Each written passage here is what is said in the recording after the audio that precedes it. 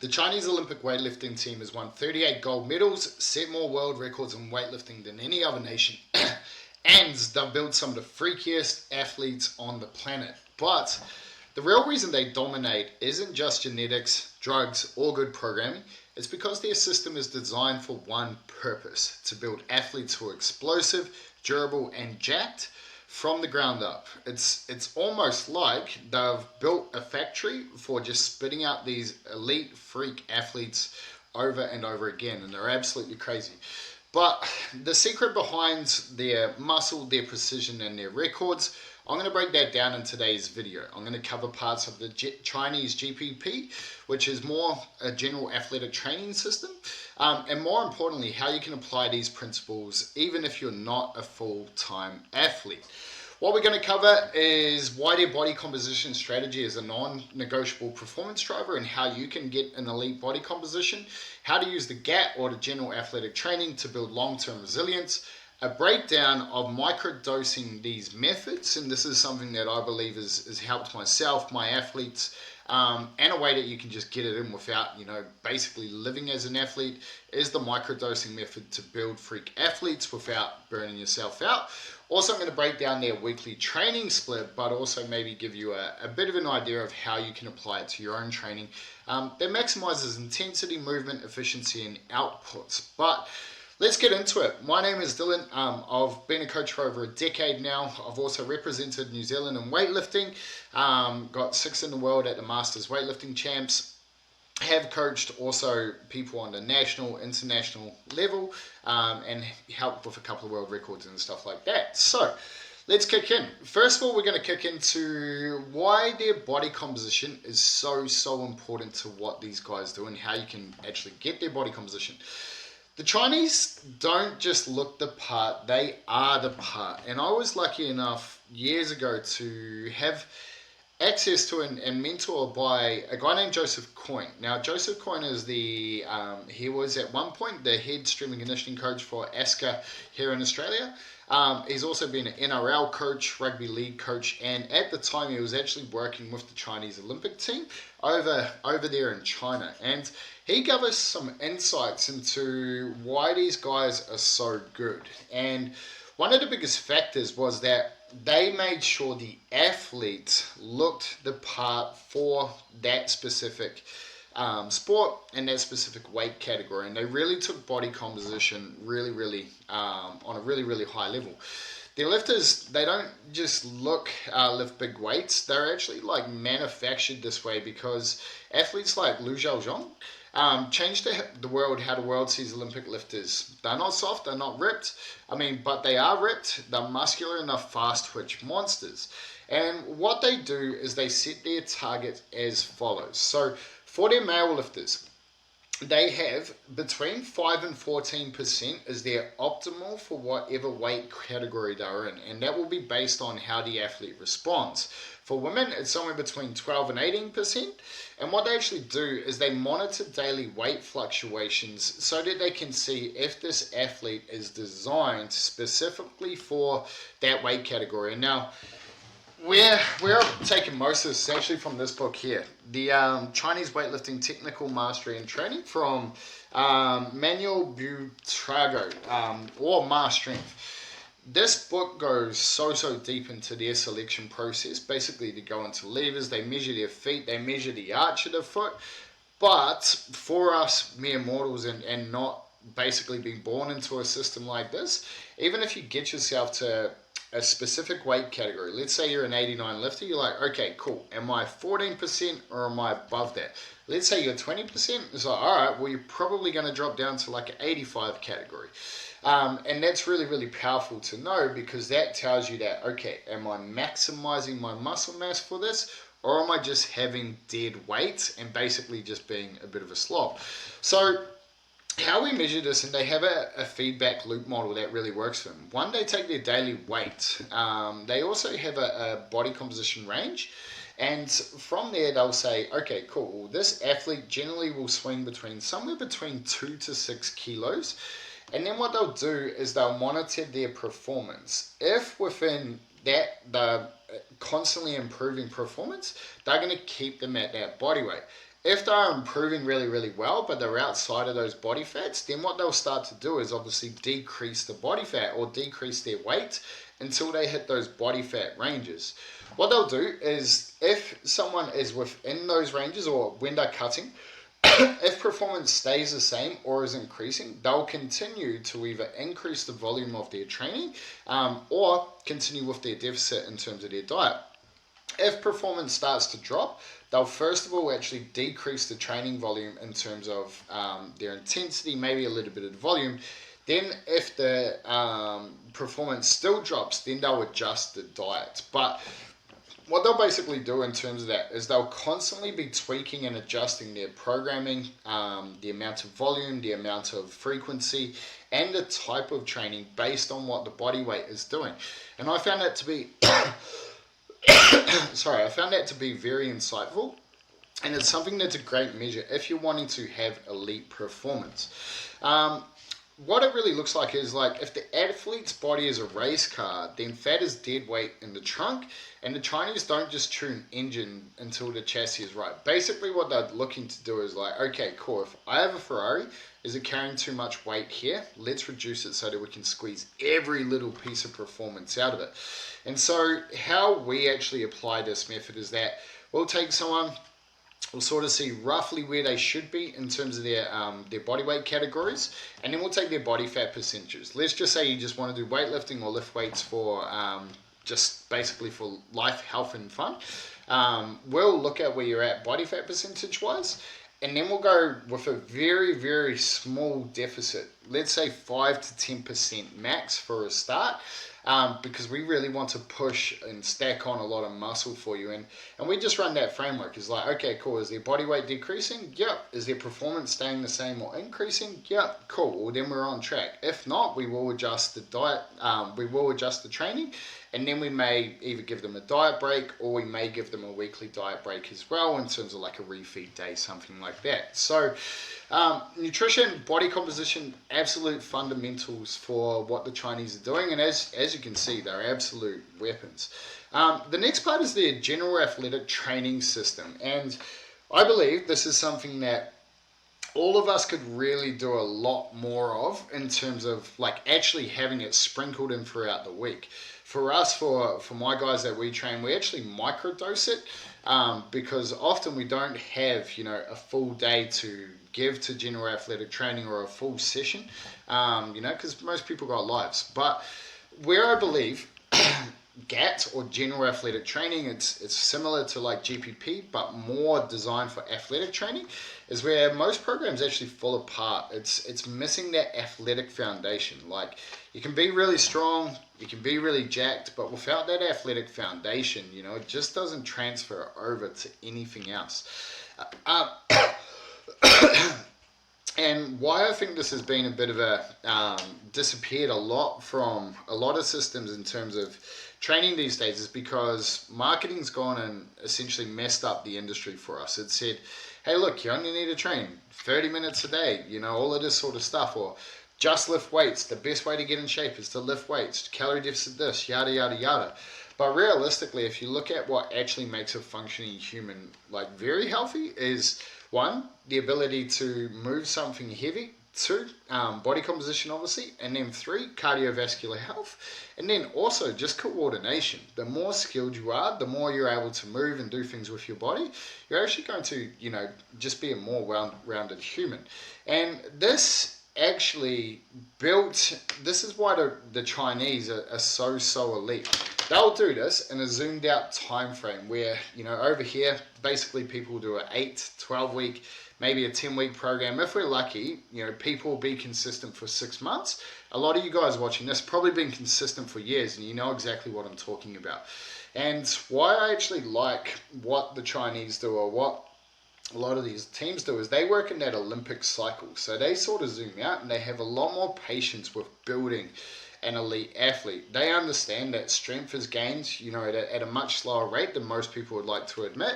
So they know that if we build certain qualities in, give a little bit more attention to, this general athletic training, when we need to, we can ramp up the more specified training as needed. And so I hope that makes sense in regards to, why general athletics training, and just taking a bit more zoomed out. Now, how it actually looks, okay, and this is what we call the athletic triangle. So the three pillars of a GAP program builds movement efficiency. So you got things like gymnastics, mobility, coordination, explosiveness. Is like, my partner was a bodybuilder. When she tried to do Olympic weightlifting, is like, she can't move a barbell fast at all. It's because she's trained for that mind-muscle connection the whole time. And as soon as we start giving her some sprints, some pliers, not so much sprints, but like some jumping stuff and moving a bit more fast, she was able to actually start to get a real feel for more performance training over time. Then we also have capacity, and that's the third pillar of a good GAP program. Is like, you got to have your cardio, things like loaded carries, sleds, just that general all-round capacity to get more work done, to improve your recoverability, and also just allow yourself to fill in the gaps, so that you can get more out of your main training as well. So GAP is sort of like building the suspensions, the brakes, the tires before you drop a V12 engine into your training. And I really like that because, a lot of us want to be super strong, super explosive, super jacked. But if you take some of these elements and put them in, you're going to get more out of that engine. You're going to be able to push it harder. And you're also going to, have a much, much higher peak. It is boring to train until you realize there's a reason that these athletes recover better, train more, and stay injured. And, a lot of people say, hey, but these guys are probably on drugs, that sort of stuff. And while it's probably true, it's probably true.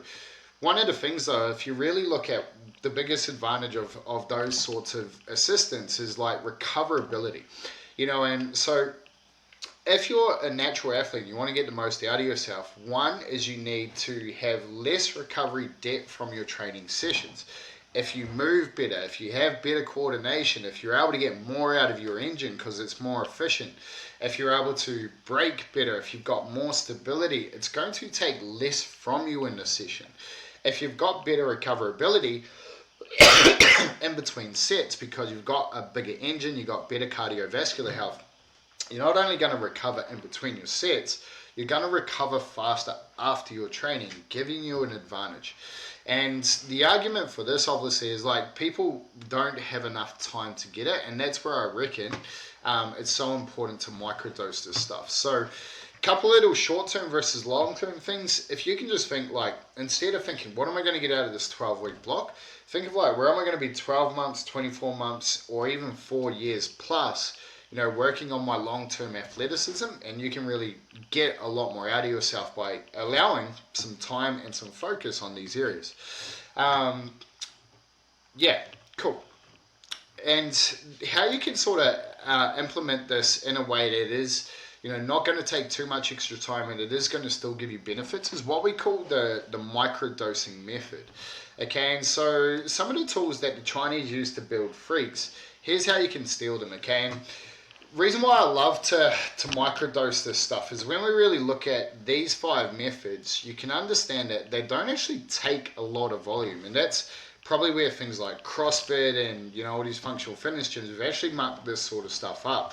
Is like, you'll have these wads of like 30 box jumps in a row, or all sorts of shit where they have to do so much volume. But when you really look at freak athletes, anyone who's on a high level, they'll do 2 to 5 reps, they'll rest for a couple minutes. The volume's very, very low because they're actually getting more output, they're getting more effort and intensity into these methods without doing too much. So the 5 methods of a really good GAP program is plyometrics and sprints, explosive strength and reactivity. If you're strong and you haven't done any of this stuff, add in some jumps, add in a little bit of plyometric stuff, some ballistic work, into any phase of your training you're in right now. I guarantee within 2 to 4 weeks, you're moving weights faster, you're feeling like your heavy weights are a lot lighter, and I guarantee you're going to get some huge performance enhancements. Gymnastics, okay, so the purpose of this is overhead control, body awareness, okay, and so things like handstands, ring holds, isometrics, they're going to thicken the tendons, they're going to improve your ability to be more stable, and it's also going to give you the ability to shift weights really, really well because you know where your body is in space. That's going to give you better movement patterns, better technique, less impact on the body. Cardio, recovery, blood flow, and body comp. So using things like different modalities, sleds, bikes, tempo runs. I'm a really big fan of when you're in a heavy phase, or in a really heavy phase, is using a really heavy sled for anywhere between 15 to 30 seconds. And just pushing it, okay? Because what you're going to do is obviously you're going to activate the hips, you're going to activate the legs, and you're also getting blood flow into that area as well, so it does aid in recovery. But you also get that little bit of a nervous system adaptation, a little bit of strength as well. So heavy sleds can work really, really well. Things like bikes or even tempo runs, a little bit of cardiovascular, just standard cardiovascular training, it is going to increase blood flow, it's going to make you more well-rounded, and it is going to decrease your sympathetic tone and help with your recovery. Bodybuilding is probably something that has become more common now in terms of main strength programs, but it wasn't too long ago where people were like, you can't grow muscle doing a weightlifting program because you're only doing 2 to 3 reps, whatever it is, and like, then all of a sudden these Chinese, the Russians, basically anywhere outside of the US and that, like these guys were super jacked. And one thing I learned from Joseph Coyne when he was over with the Chinese was the amount of bodybuilding they were doing was way more than people would actually think. It was a very, very big component for 2 reasons. One, it's going to improve joint integrity, obviously give you muscle, but 2, it also maximizes that body composition for their category so they can actually dominate it. So having bodybuilding in there is absolutely huge. This can be done in so many ways. It can be done as your cardio, using sleds is going to give you a slight hypertrophic effect. You can use bands, you can do all sorts of stuff that microdoses this in there outside of your main program as well. Neural charging can be absolutely phenomenal. And this is something that I'll do pre-workout quite a lot, is where you use something like a plyometrics or a sprint, some gymnastic stuff, some isometric holds to really prime and fire up any movement pattern or any type of complex movement that you're wanting to do. It's very, very powerful. So we'll use things like a jump, isometric, and then maybe like a bodybuilding type combo, where we might do a loaded stretch, some banded work on an antagonist, and then add in something plyometric, for like 2 rounds before a heavy strength session, and the body just feels on. Your joints are in a better shape, you got blood flow to the working muscles, and then because of the plyometrics, as soon as you touch your weights, you're absolutely on. So it's very, very powerful. One of the things here is with that microdosing of that is literally 2 to 5 minutes. I'm pretty sure I've got some resources on this, so if you do want the microdosing resources, just comment micro and I'll get that over to you. Now, another thing these guys do really, really well is movement flushing and daily skill exposure, okay? And this is another thing the Chinese system does brilliantly. High frequency movement practice, okay? And so it's also something why I believe things like CrossFit or a high frequency strength training program will get you from good, or like from a beginner to very good, very, very quickly, because ultimately, and this is where a lot of people sort of miss the point or find this stuff not useful, is like the better you are at a movement, the harder you can push it. The harder you can push it, obviously, the more results you're going to get from it. And so something like an Olympic lift, if you do 20 jerks to warm up just on a barbell, if you do some tempo, long 10-second tempo overhead squats just while you're warming up for your snatches, movement pattern gets better, joints get better, everything starts to flow, and you get more practice in, and it also gives you that blood flow effect as well. And now, so the Chinese, and I would say, like this, without knowing any better, I would say that like this has come from their martial arts practice over centuries, is they will just practice until they have perfect technique. And the reason why these guys are so good, it's not only that their training systems are very, very good, it's because they're just technically damn near perfect, and it's because they have such a high frequency of movement that it's almost like inevitable that you'll get very, very good. Something like this can also be great for a recovery session. So something that we will use for our athletes is a high performance recovery session. Okay, and if you think about it with the gap training, okay, you've got your ballistics, you've got your plyometrics. Just Olympic lifting with a broomstick, that's a ballistic. That is essentially a plyometric exercise. And so, you know, doing 5 reps, you know, 10 sets of 5 reps, maybe every 30 seconds, is going to give you, one, a lot of skill development, but two, it's also going to give you those ballistic qualities or that fast twitch qualities as well. And it allows you to recover as well, because it's getting those fast twitch fibers activated again, it's repriming your nervous system, and it's getting blood flow to the joints, the muscles that have been worked quite a lot. So it can be an absolutely phenomenal tool. And I truly believe that it's something that if you were to add into your programming in a microdose fashion can be very, very good.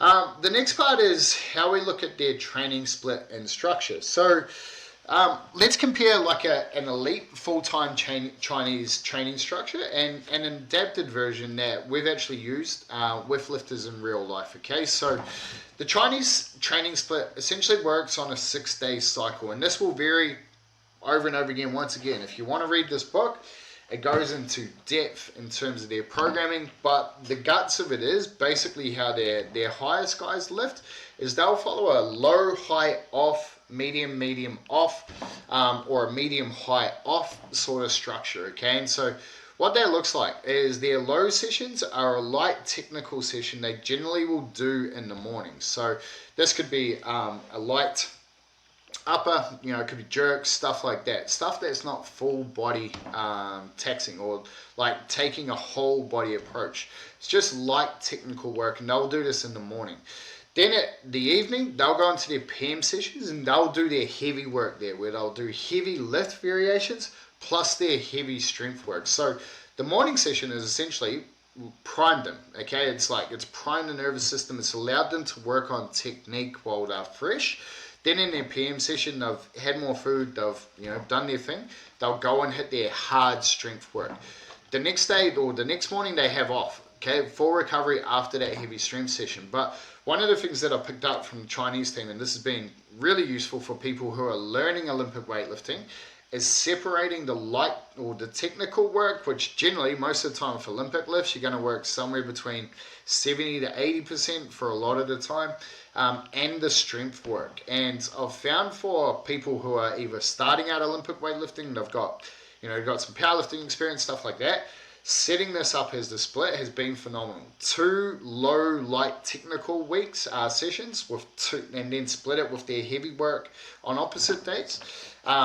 It's phenomenal. What we do on those light sessions is we'll actually you'll do the skill work and then you'll do a heap of bodybuilding work. On the heavy sessions, you may do some more practice in terms of some light technical work, but generally you're going to hit your heavy squats, your heavy pulls, whatever you need to go heavy on, that's when you're going to do that. And you just go, day 1 and 3, light technical work, day 2 and 4 is that heavy work. Brilliant structure for getting people to a really good spot really, really well. Their gap or recovery methods are inserted based on fatigue and competition calendars. So they'll get the stuff in wherever they can.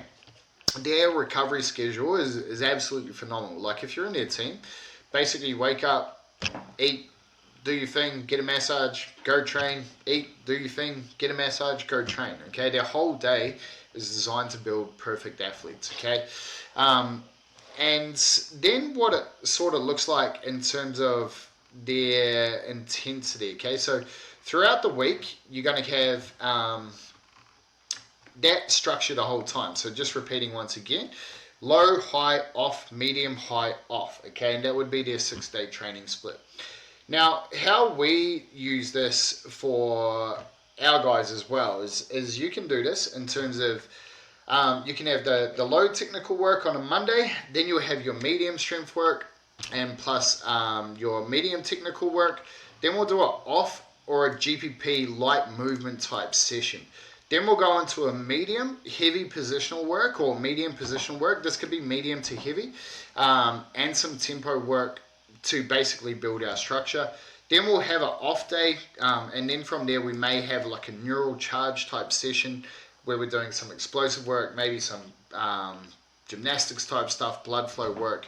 For the people that feel like they need to move every day, some people are just like, they just feel better, more explosive. I find this a lot with my team sports athletes, having like that neural charge session before their main heavy session on the weekend is absolutely phenomenal. So then on the Saturday, we do our heaviest day of the week. So basically we'll start off with competition work.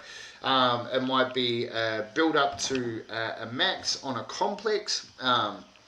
Depending where we are, it might be building up to a max on a triple, or it might be competition practice style singles, and then we'll do our heavy strength work. So this will be our main volume of our really heavy strength work. Generally it's back squat waves, building to a heavy pull, stuff like that.